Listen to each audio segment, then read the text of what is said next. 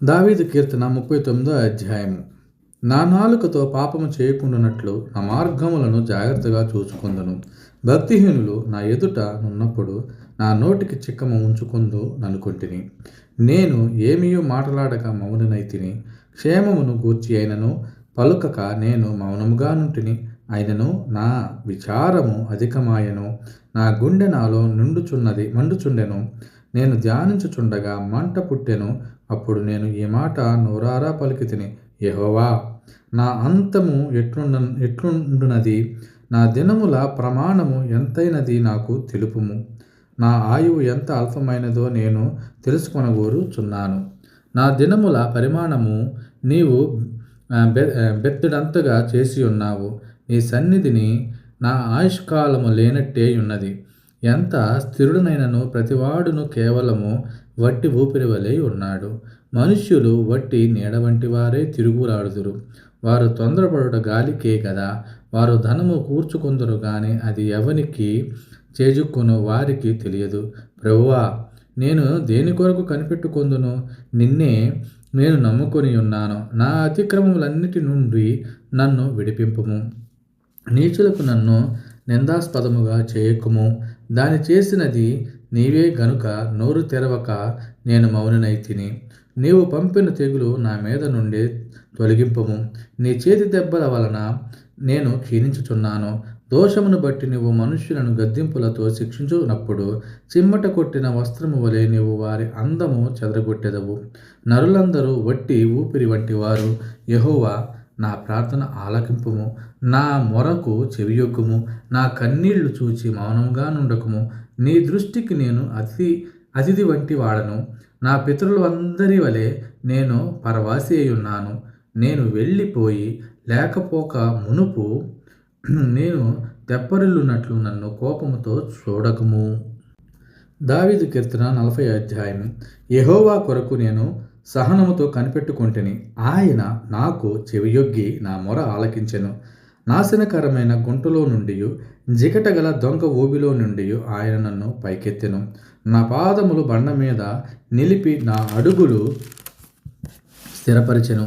తనకు స్తోత్ర రూపమగు కొత్త గీతమును మన దేవుడు నా నోట నుంచెను. అనేకులు దాన్ని చూచి భయభక్తులు కలిగి యెహోవా యందు నమ్మికయించెదరు. గర్విష్ఠులనైనను త్రోవ తిడిచి అబద్ధముల తట్టు తిరుగువారినైనను లక్ష్యపెట్టక యెహోవాను నమ్ముకునివాడు ధన్యుడు.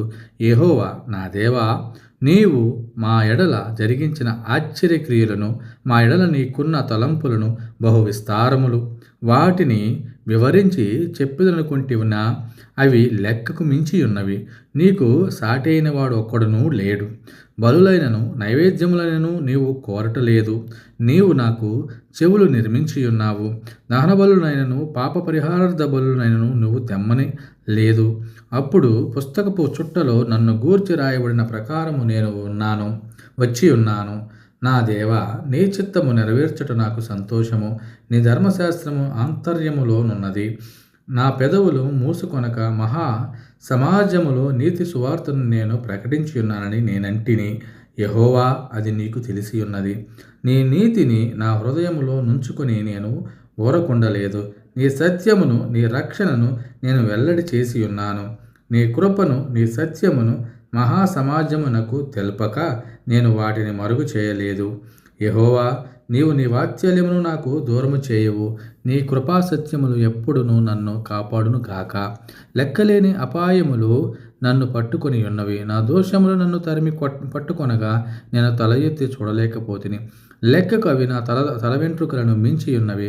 నా హృదయం అధైర్యపడి ఉన్నది. యెహోవా, దయచేసి నన్ను రక్షించుము. యెహోవా, నా సహాయమునకు త్వరగా రమ్ము. నా ప్రాణము తీయుటకై యత్నించువారు సిగ్గుపడి బొత్తిగా భ్రమసీయుందురుగాక. నాడు కీడు చేయ గోరువారు వెనుకకు మళ్లింపబడి సిగ్గునందుదురుగాక. నన్ను చూచి ఆహా ఆహా అని పలుకువారు తమకు కలుగు అవమానమును చూచి విస్మయం ముందురుగాక. నిన్ను వెదుకువారందరూ నిన్ను గూర్చి ఉత్సహించి సంతోషించుదురుగాక. నీ రక్షణ ప్రేమించువారు యెహోవా మహిమపరచబడును గాక అని నిత్యము చెప్పుకొందురుగాక. నేను శ్రమపాలై దీనుడనైతిని. ప్రభువు నన్ను తలంచుకొనుచున్నాడు.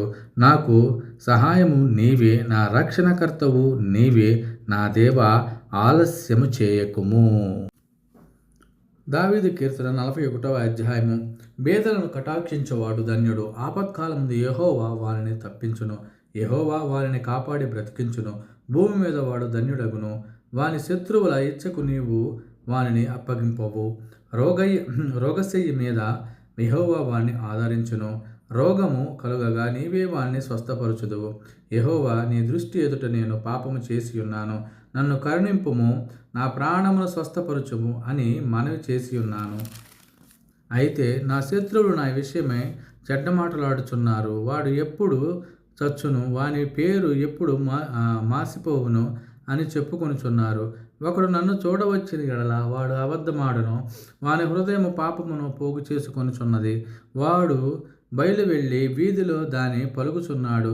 నన్ను ద్వేషించు వారందరూ కూడి నా మీద గుసగుసలాడుచున్నారు. నశింపచేయవలనని వారు నాకు కీడు చేయ ఆలోచించుచున్నారు. కుదరని రోగము వానికి సంభవించి ఉన్నది. వాడు ఈ పడక విడిచి తిరిగి లేవడని చెప్పుకొనుచున్నారు.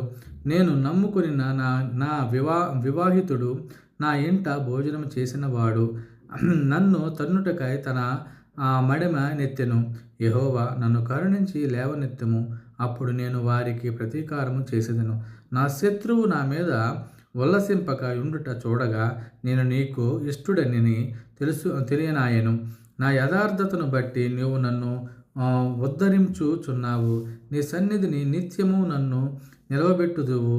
ఇజ్రాయేలు దేవుడని యెహోవా శాశ్వత కాలము నుండి శాశ్వత కాలము వరకు స్తుతింపబడునుగాక. ఆమేన్, ఆమేన్. కోరహు కుమారులు రచించి పాడిన 42వ అధ్యాయము. దుప్పి నీటివాగుల కొరకు ఆశపడినట్లు, దేవా, నీ కొరకు నా ప్రాణము ఆశపడుచున్నది. నా ప్రాణము దేవుని కొరకు తృష్ణ గొనిచున్నది. జీవం గల దేవుని కొరకు తృష్ణ గొనుచున్నది.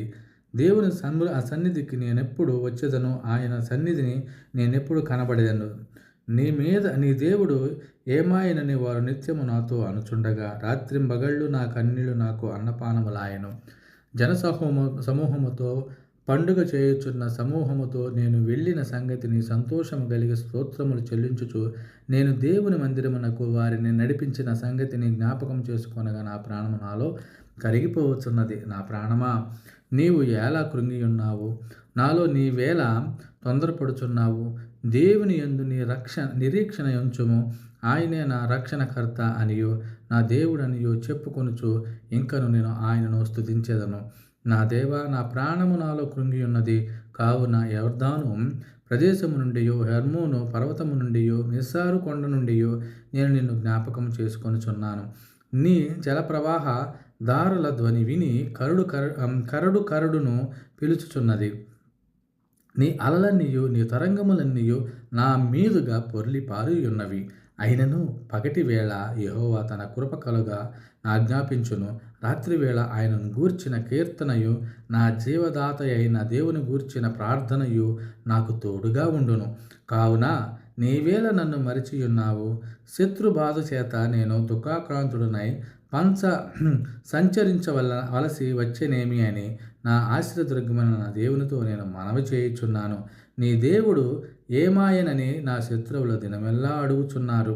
వారు తమ దూషణల చేత నా ఎముకలు విరుచుచున్నారు. నా ప్రాణమా, నీవేళ కృంగి ఉన్నావు?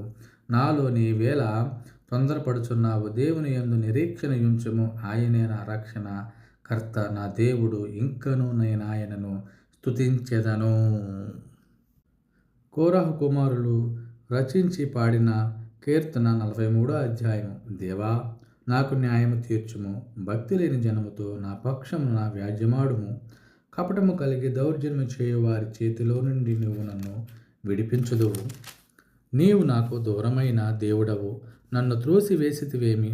నేను శత్రు బాధ చేత దుఃఖాక్రాంతుడనై సంచరింపనేలా? నీ వెలుగును నీ సత్యమును బయలుదేయరా జేయుము. అవి నాకు త్రోవ చూపును. అవి నీ పరిశుద్ధ పర్వతమునకును నీ నివాస స్థలములకును నన్ను తోడుకొని వచ్చును. అప్పుడు నేను దేవుని బలిపీఠమునొద్దకు నాకు ఆనంద సంతోషములు కలుగజేయు దేవుని యొద్దకు చేరుదును. దేవా, నా దేవా, సితార వాయించుచు నీకు కృతజ్ఞతాస్తుతులు చెల్లించెదను. నా ప్రాణమా, నీవేళ కృంగియున్నావు, నాలో నీవేళ తొందరపడుచున్నావు. దేవుని యందు నిరీక్షణ యుంచుము. ఆయన నా రక్షణకర్త, నా దేవుడు, ఇంకను నేను ఆయనను స్తుతించెదను. కోరహు కుమారులు చేసిన దైవధ్యానము 44వ కీర్తన. దేవ, పూర్వకాలము నా నా మా పితరుల దినములలో నీవు చేసిన పనిని గూర్చి మేము చెవులారా విని ఉన్నాము. మా పితరులు దానిని మాకు వివరించిరి. నీవు నీ భుజబలము చేత అన్యజనులను వెళ్ళగొట్టి మా పితరులను నాటితివి. జనములను నిర్మూలన చేసి వారిని వ్యాపింపజేసితివి. వారు తమ ఖడ్గము చేత దేశమును స్వాధీనపరచుకొనలేదు. వారి బాహువు వారికి జయమియ్యలేదు. నీవు వారిని కటాక్షించితివి గనుక నీవు నీ దక్షిణ హస్తమే, నీ బాహువే, నీ ముఖకాంతియే వారికి విజయము కలుగజేసెను. దేవా, నీవే నా రాజువు. యాకోబునకు పూర్ణరక్షణ నాజ్ఞాపించుము. నీ వలన మా విరోధులను అణిచివేయుదుము. నీ నామం వలనే మా మీదకు లేచువారిని మేము త్రొక్కివేయుదుము. నేను నా వింటిని నమ్ముకొనను, నా కత్తియు నన్ను రక్షింపజాలదు. నా శత్రువుల చేతిలో నుండి మమ్మును రక్షించువాడవు నీవే. మమ్మును దేశించువారిని సిగ్గుపరచువాడవు నీవే. దినమెల్లా మేము దేవుని యందు అతిశయపడుచున్నాము. నీ నామమును బట్టి మేము నిత్యము కృతజ్ఞతాస్తుతులు చెల్లించుచున్నాము. అయితే ఇప్పుడు నీవు మమ్మును విడనాడి అవమానపరిచినయున్నావు. మా సేనలతో కూడా నీవు బయలుదేరకయున్నావు. శత్రువులు ఎదుట నిలవకుండా మమ్మును వెనుకకు పారిపోజేయుచున్నావు. మమ్మను ద్వేషించేవారు ఇష్టము వచ్చినట్లు మమ్మను ద్వేషించుకొనుచున్నారు. భోజన పదార్థముగా ఒకడు గొర్రెలను అప్పగించున్నట్లు నీవు మమ్మను అప్పగించియున్నావు. అన్ని జనులలోనికి మమ్మను చెదరగొట్టియున్నావు. అధికమైన వెల చెప్పక ధనప్రాప్తి లేకయే నీవే నీ ప్రజలను అమ్మియున్నావు. మా పొరుగు వారి దృష్టికి నీవు మమ్మను నిందాస్పదముగా చేసి ఉన్నావు. మా చుట్టూ నున్న వారి దృష్టికి అపహాస్యాస్పదముగాను ఎగతాళికి కారణముగాను మమ్మను ఉంచి ఉన్నావు. అన్యజనులలో మమ్మను సామెతకు హేతువుగాను ప్రజలు తల ఆడించుటకు కారణముగాను మమ్మును ఉంచి ఉన్నావు. నన్ను నిందించి దూషించు వారి మాటలు వినగా శత్రువులను బట్టి పగ తీర్చుకుని వారిని బట్టి నేను దినమెల్లా నా అవమానమును తలపోయుచున్నాను. సిగ్గు నా ముఖమును కమ్మియున్నది. ఇదంతయు మా మీదకి వచ్చినను మేము నిన్ను మరవలేదు. నీ నిబంధన మీరి ద్రోహులము కాలేదు. మా హృదయము వెనుకకు మరిలిపోలేదు. మా అడుగులు మీ మార్గమును విడిచి తొలగిపోలేదు. అయితే నక్కలున్న చోట నువ్వు మమ్మను బహుగా నలిపియున్నావు. గాఢాంధకారము చేత మమ్మను కప్పియున్నావు. మా దేవుని నామమును మేము మరిచియున్న ఎడల, అన్య దేవతల తట్టు మా చేతులు చాపియున్న ఎడల, హృదయ రహస్యములు ఎరిగిన దేవుడు ఆ సంగతిని పరిశోధింపక మానునా? నిన్ను బట్టి దినమెల్లా మేము వధింపబడుచున్నాము. వదకు సిద్ధమైన గొర్రెలమని మేము ఎంచబడుచున్నాము. ప్రభువా, మేల్కొనుము. నీవేళ నిద్రించుచున్నావు. లెమ్ము, నిత్యము మమ్మును విడనాడకుము. నీ ముఖమును నీవేళ మరుగుపరచియున్నావు. మా బాధను మాకు కలుగు హింసను నీవేళ మరిచియున్నావు. నా ప్రాణము నీ నేలకు కృంగియున్నది. మా శరీరము నేలను పట్టియున్నది. మా సహాయమునకు లెమ్ము. నీ కృపను బట్టి మమ్మును విమోచింపుము. కోరహు కుమారులు రచించిన దైవధ్యానము, ప్రేమను గూర్చిన గీతము 45వ కీర్తన. ఒక దివ్యమైన సంగతితో నా హృదయము బహుగా ఉప్పొంగుచున్నది. నేను రాజును గూర్చి రచించిన దానిని పలికెదను. నా నాలుక త్వరగా వ్రాయువాని కలము వలనున్నది. నరుల కంటే నువ్వు అతి సుందరుడవై ఉన్నావు. నీ పెదవుల మీద దయారసము పోయబడి ఉన్నది. కావున దేవుడు నిత్యము నిన్ను ఆశీర్వదించును. శూరుడా, నీ కత్తి మొలను కట్టుకొనుము. నీ తేజస్సును, నీ ప్రభావమును ధరించుకొనుము.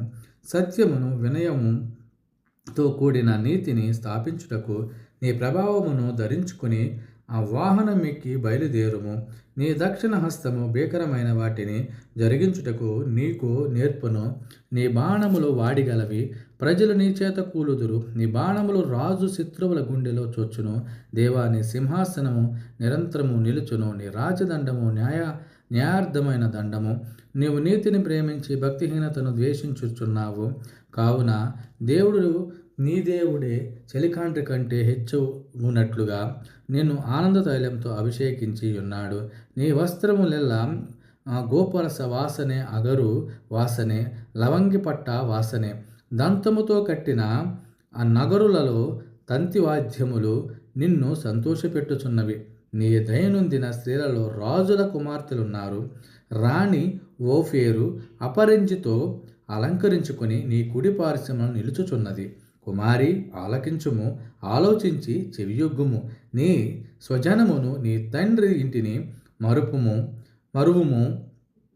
ఈ రాజు నీ ప్రభువు, అతడు నీ సౌందర్యమును కోరినవాడు. అతనికి నమస్కరించుము. తూరు కుమార్తె నైవేద్యము తీసుకుని వచ్చును. జనులు ఐశ్వర్యవంతులు నీ దయను వెతుకుదురు. అంతఃపురములో నుండు రాజకుమార్తె కేవలము మహిమ గలది. ఆమె వస్త్రము బంగారు బుట్టా పని చేసినది. విచిత్రమైన పని గల వస్త్రమును ధరించుకుని రాజునొద్దకు ఆమె తీసుకుని రాబడుచున్నది. ఆమెను వెంబడించు ఆమె చెలికత్తెలైన కన్యకలు నీ యొద్దకు తీసుకుని రాబడుచున్నారు. ఉత్సాహ సంతోషములతో వారు వచ్చుచున్నారు. రాజనగరంలో ప్రవేశించుచున్నారు. నీ పితరులకు ప్రతిగా నీకు కుమారులుందురు. భూమి ఎందంతటా నీవు వారిని అధికారులుగా నియమించదవు. తరములన్నిటను నీ నామము జ్ఞాపకముండునట్లు నేను చేయుదును. కావున జనములు సర్వకాలము నీకు కృతజ్ఞతాస్తుతులు చెల్లించుదురు.